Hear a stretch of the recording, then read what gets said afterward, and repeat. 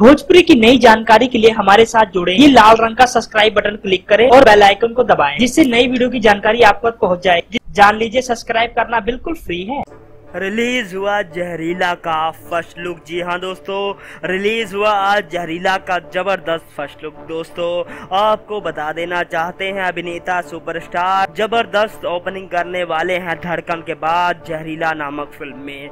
इस बात की चर्चा आप लोगों ने सुनी होगी 2016 में जिसकी चर्चा थी 2017 में रिलीज करेंगे जल्द ही। दोस्तों आपको बता देना चाहते इस फिल्म में पवन सिंह के साथ उनकी पुरानी जोड़ी ही हमें नजर आएंगी, जिस जोड़ी का नाम पवन बेट्स अक्षरा। दोस्तों आपको बता देना चाहते हैं जबरदस्त बॉक्स ऑफिस कलेक्शन करने के लिए आ रही है जहरीला।